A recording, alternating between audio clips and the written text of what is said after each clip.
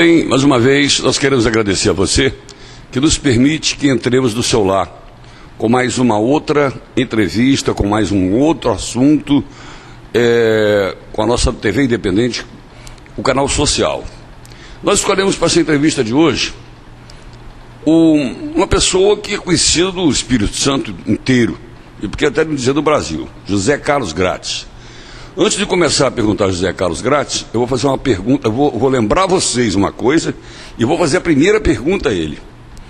José Carlos Gratz, para quem não sabe, foi o responsável pela diminuição do IPVA no Espírito Santo. Esse IPVA custava 4%. Esse ia pagar, em vez de 700, 1.400. Foi Zé Carlos Gratz, que está aqui ao meu lado, esse cara que é tão perseguido nesse estado dele, que ele nasceu aqui, que o IPVA nosso baixou para 2%. O povo do Espírito Santo deve isso a José Carlos Gratz, essa redução do IPVA.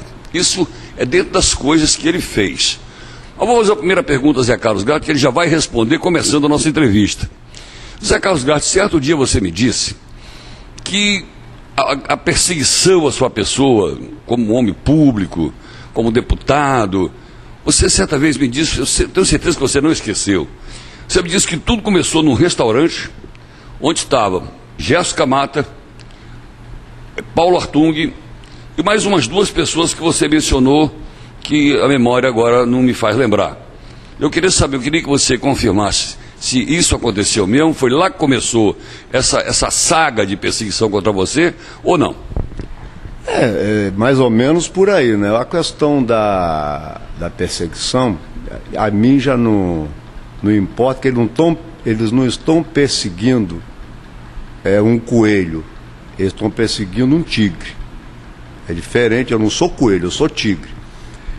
O meu relacionamento com o Gerson é tão grande que ele é um único político que está aqui da sua frente, ó, um quadro com a foto dele.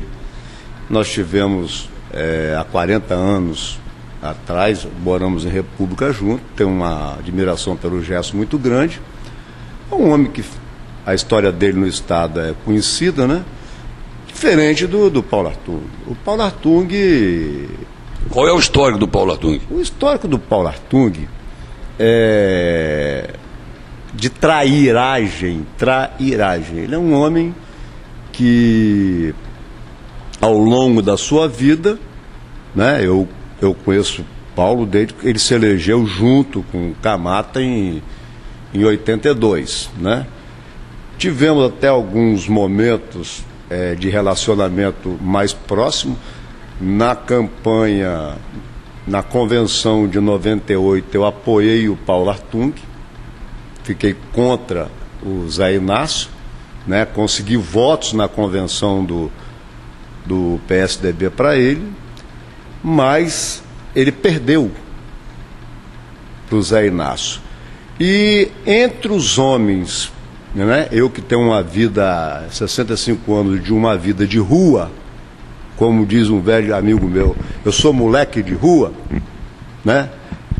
Eu trabalhei com carnaval, futebol, jogo de bicho, política, então de gente eu conheço tudo. Eu nunca vi um elemento que tenha piores qualidades do que o Paulo Hartung.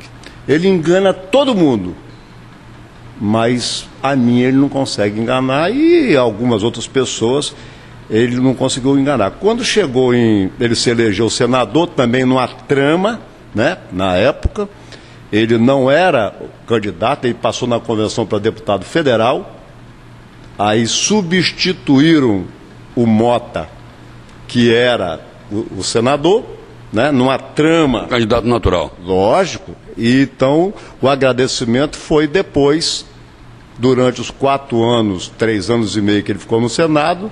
O agradecimento foi dar o cargo de senador ao Mota, lá da Serra, e depois virou inimigo do Mota.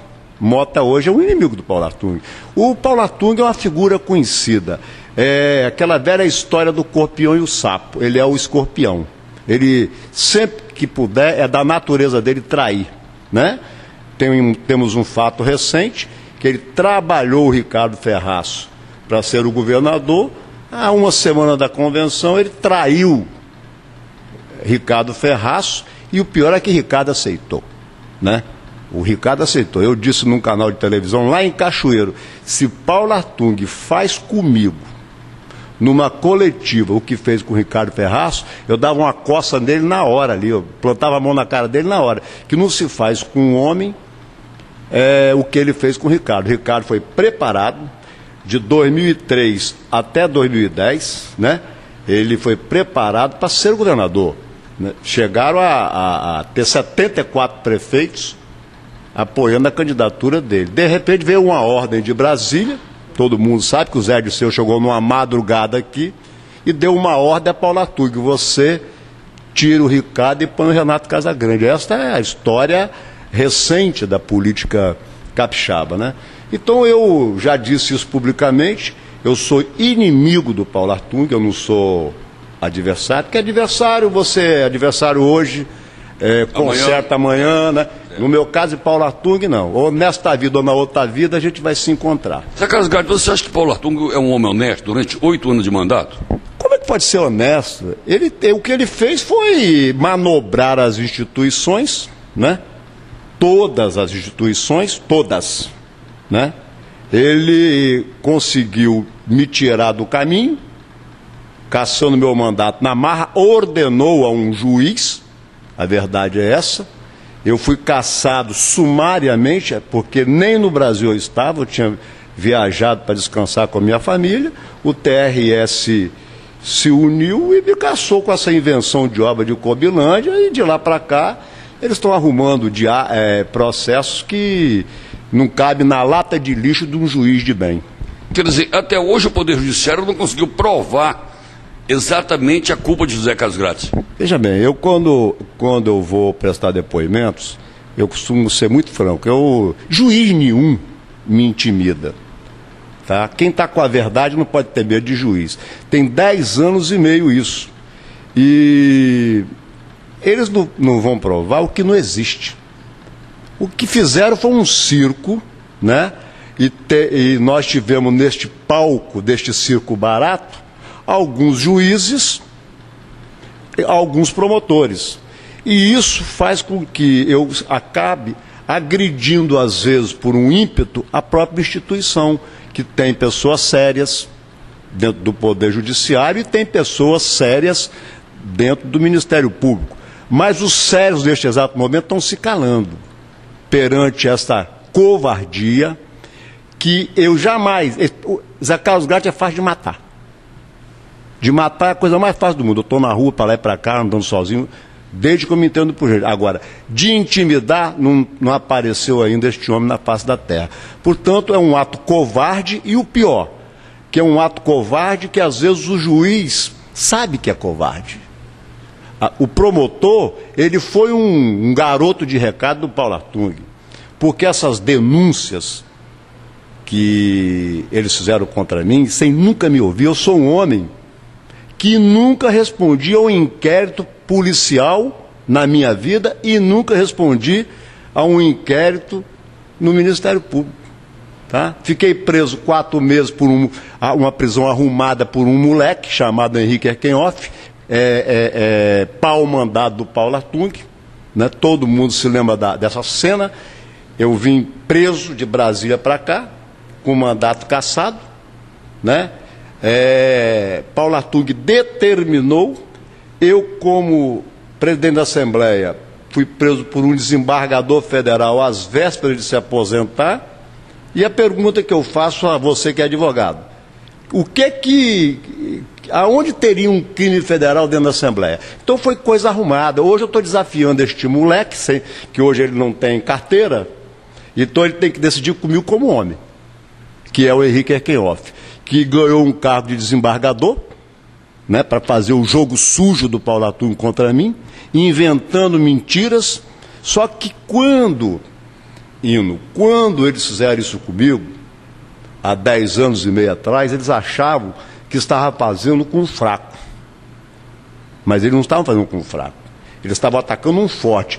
O azar dele foi eles não terem me matado há 10 anos atrás. Agora eu vou correr atrás, eu não vou perdoar ninguém. Quem tem que perdoar eles é Deus. Tudo que eu puder fazer para desmoralizar esta farsa eu vou fazer. Zé Carlos Gratz, quem que você aponta como seu algoz principal no Espírito Santo? Olha, o patrão desse time que está aí, que envolve promotor, que eu vou citar nome para não dizer que Zé Carlos Gratz não disse nome, Marcelo Zenck, Marcelo Lemos, Leonardo Barreto, um juiz, Rodrigo Cardoso, que passou num concurso, não foi para lugar nenhum, foi colocado lá na vara para aceitar essas palhaçadas que tem contra mim, que são injulgáveis, não tem como julgar. Tanto é que tem 10 anos. O único processo que foi julgado já está arquivado lá no STJ, entendeu? Então, com toda a boa vontade que o Pedro, que é um desembargador que eu tenho respeito por ele, está sozinho hoje dentro do tribunal. O Pedro Feorosa conhece, sabe que não tem como julgar. Ele, há um ano e meio atrás, quando assumiu o mandato de presidente do Tribunal de Justiça, botou página e página de jornal, dizendo que ia julgar os processos. Não julgou nenhum e nem vai julgar. Então, como eles não têm como julgar, porque tem que absolver, porque não tem nada dentro dos autos... Tem nada de concreto. Não tem. Não tem, eu não vou me curvar a palhaçada de juiz e desembargador. Eu fui presidente da Assembleia 3 vezes. Eu fui presidente da Assembleia por 3 mandatos. Você começou sua fala aí um tanto elogiosa, mas não é bem assim. Tudo que tem de feito nesse Estado passou nas minhas mãos, porque eu fui eleito deputado pós-constituinte. Então, todas as revisões constitucionais, todas as leis que modernizaram o Estado, tudo que foi criado dentro do tribunal, tudo que foi criado dentro do Ministério Público, quem fez foi eu.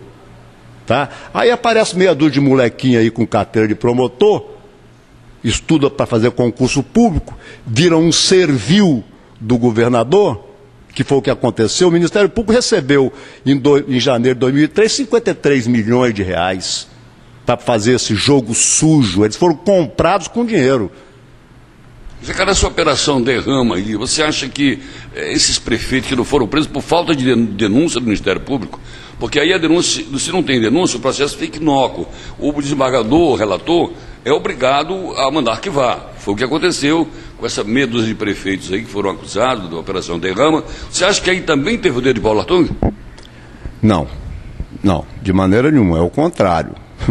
É justamente o contrário. Amigos de Paulo Artung que foram presos. Entendeu?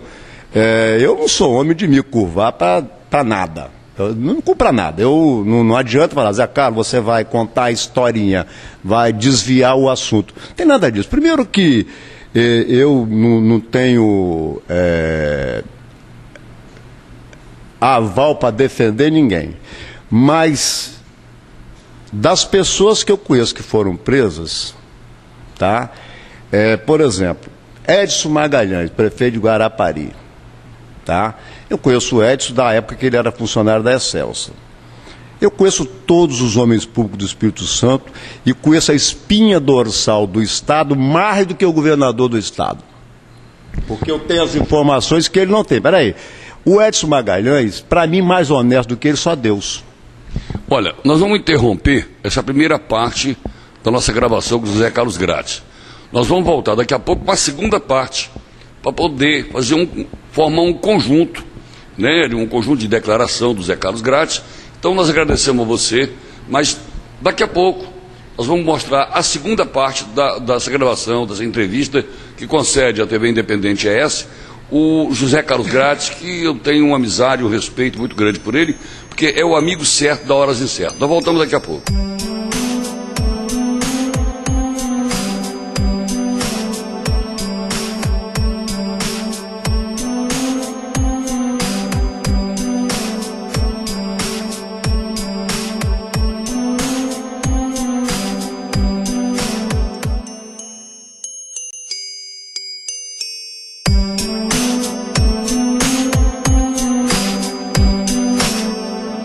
Bem, nós estamos voltando a conversar com o José Carlos Gratz, ex-deputado estadual, ex-presidente da Assembleia por 3 vezes.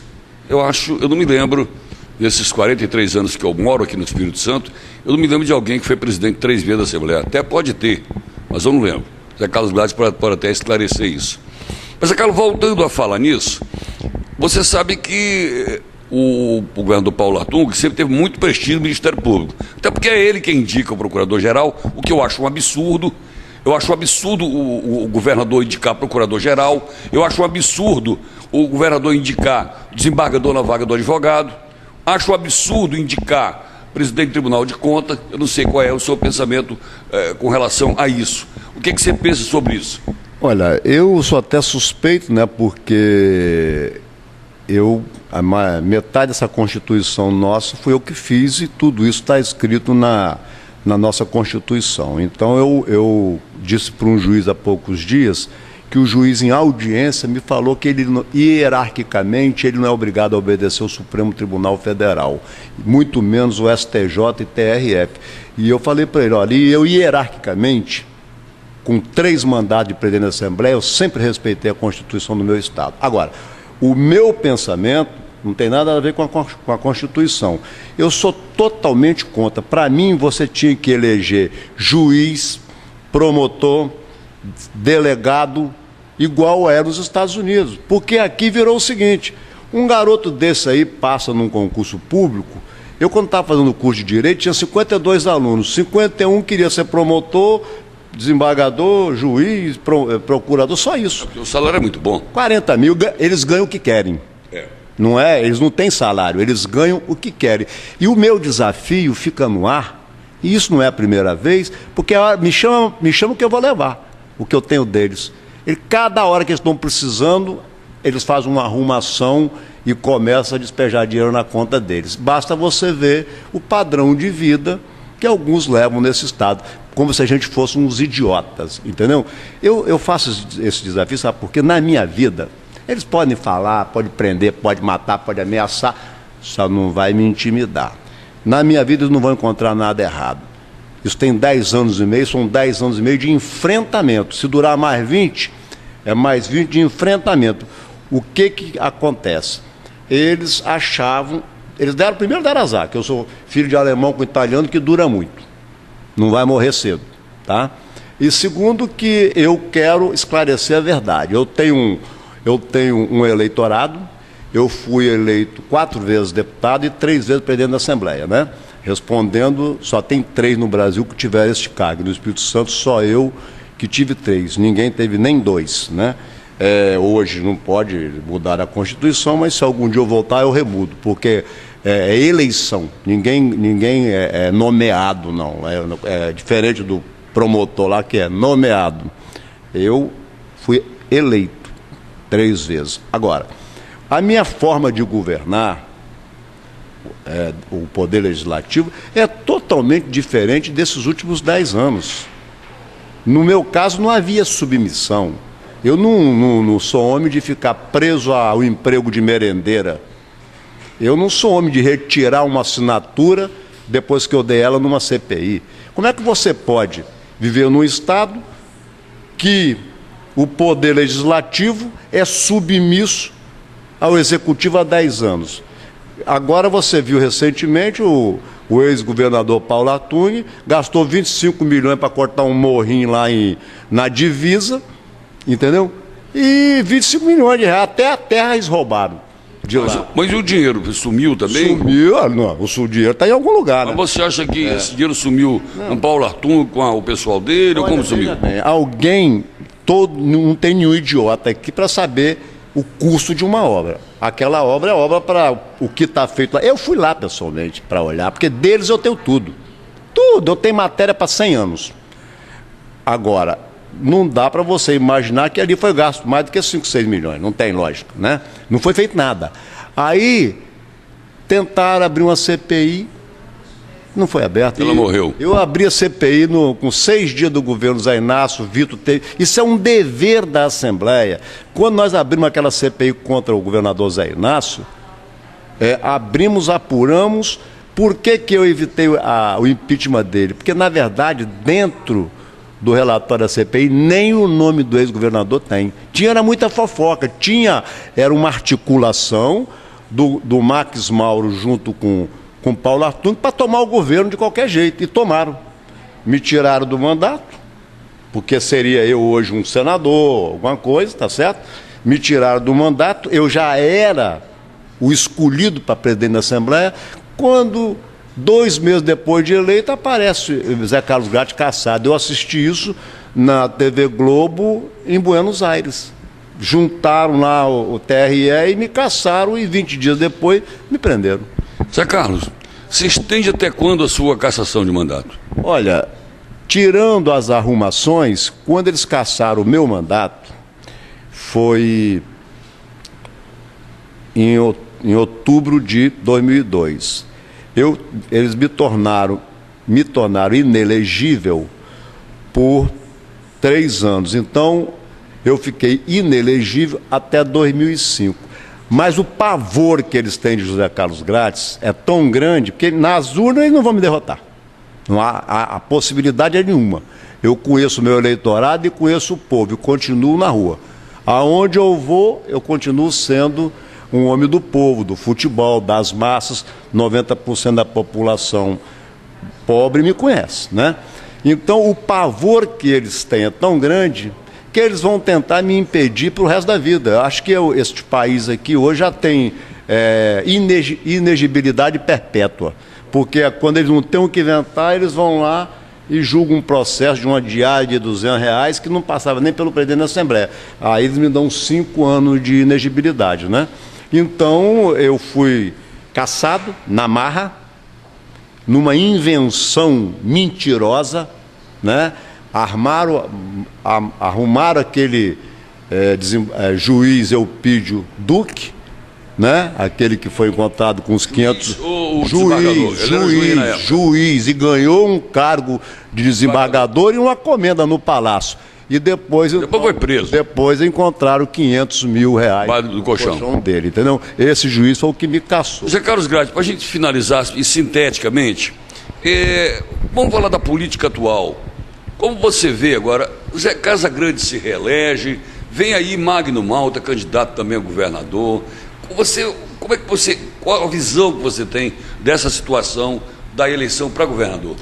Olha, eu acompanho a política do meu estado, do meu país, diariamente, né? Guarde esse pedacinho de fita que eu vou falar. Eles vão dar uma rasteira no Casagrande, deverá sair candidato ao governo Ricardo Ferraz e Magno Malta e Casagrande. E o Paulo, se conseguir ser candidato, se ele tiver coragem de enfrentar um debate, né, para enfrentar a sujeira que ele fez no... Você tem coragem de um debate com ele? Eu vou num debate com ele, com o Paulo Artung, eu topo qualquer tipo de guerra, quanto mais um debate. Ele não é homem para aparecer no meio da rua e discutir comigo. Você fala para você, eu estou percebendo que para você, Paulo Artung não é um homem honesto. Honesto? Eu vou dar só esse sorriso para o seu telespectador. Bom, nós estamos terminando isso não é uma entrevista, é um bate-papo informal com o José Carlos Gratti, porque aqui você vai ver o que você não ouve em canal nenhum. Sabe por que você não vê? Porque os canais de televisão daqui estão silenciados. TV Tribuna, TV Gazeta, estão silenciados. É um silêncio só, porque eles dependem das tetas do governo. Então você não vai ver esse lugar em rádio, não vai ler em jornal, não vai ler nada. Você vai ver aqui, porque aqui somos nós somos independentes, nós lutamos para levar essa imagem, não é só para o Espírito Santo e para o Brasil, é para o mundo, isso é uma rede mundial. Então nós estamos encerrando essa conversa informal com o Zé Carlos Gratti, agradecendo muitíssimo a você, Zé Carlos, muito obrigado a você pela sua atenção conosco, e nós vamos voltar a conversar mais, que tem muita coisa para a gente conversar. Realmente, você finalizando, né, o que você falou é uma pura verdade. Eles falam, a imprensa fala muito em censura. A imprensa está censurada. Eu sou censurado pela Gazeta e pela Tribuna há 15 anos. Eu só saio nos jornais para eles falarem mal de mim. Eles não pegam uma entrevista minha. Portanto, como hoje nós temos esses canais virtuais, é melhor a gente... Não, aqui não tem silêncio. Não tem silêncio. Aqui não tem silêncio, não tem censura e nem tem dinheiro de ninguém. Aqui o dinheiro parco é nosso. É tudo grátis. Muito obrigado então a você. que permitiu que nós entrássemos na sua casa. Nós voltamos numa próxima oportunidade. Eu já vou daqui anunciar. A próxima entrevista será com Gerson Camata, porque ele disse que tem muita coisa para falar desse Partido dos Trabalhadores, da maioridade penal, que ele apresentou um projeto de lei, o PT foi contra, isso há um tempo atrás. Então, Camata tem muita coisa para falar. Nós vamos voltar e vamos contar com você, vamos contar com o seu apoio. Até lá.